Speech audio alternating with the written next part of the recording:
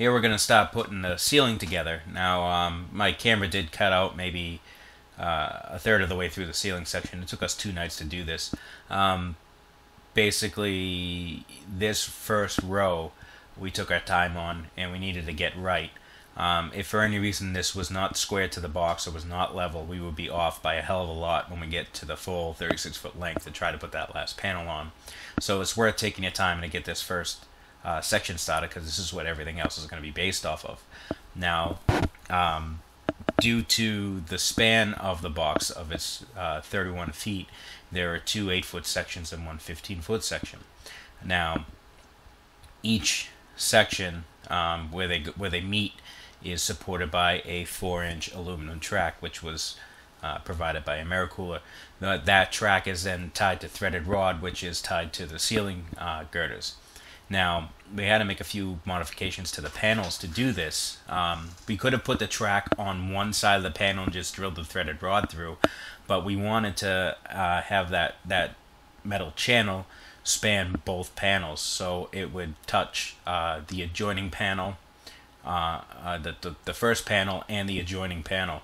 That way there was no physical weight of the ceiling bearing on the actual locks that hold the ceilings together. It was all supported by the threaded rod and the track. Now, to do that, we had to make a few modifications to the panels. Right here you could see me using a handheld bandsaw, and that was just to make a little cutout into one of the panels so that the threaded rod would slip into the seam. When we butt the next panel up against it, the tongue of that panel will actually smush and seal around the rod, and then once we're done, we filled these with spray foam and then capped it off with some silicone, so they're airtight. Now, this also creates another problem in that the adjoining panel where the locks go is covered by that track, so we also had to drill specifically placed holes in the track to be able to reach the locks of the adjoining panel. These first two here are the 8-foot sections, and the 15-foot section you'll see later on we put from the outside of the box with a forklift, just because it was a lot heavier. Now, the staging I'm standing on has 4 little bars that we made up with some leveling feet on the top, so we can actually level the panels with the staging itself. Made life a lot easier. Now, we are lifting the panels by hand. A lot of people will probably say, why don't you use a lift? Well, there's a reason why we didn't use a lift, is that the panels really aren't that heavy. They're awkward, but they're not ridiculously heavy. The problem with using the lift is once we get the second track in place and fixed in, those panels cannot be lifted straight up. They have to come up at an angle. So it's easier for us to handle with 2 people on either side and 1 in the middle to lift it up at an angle and get it between the tracks to fit it in place than it would be to try to use something like a ductwork jack and lift it up and try to tilt it on that. And that's why we did it this way. So we'll see how this goes, and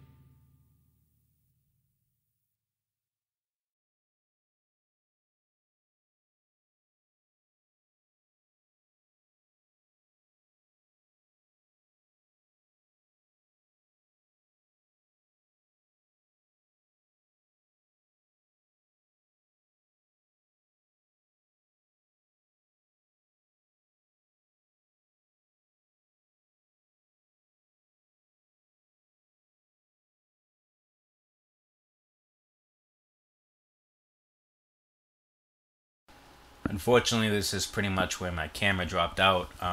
But we did basically half of the job this night, and the next night we did the rest.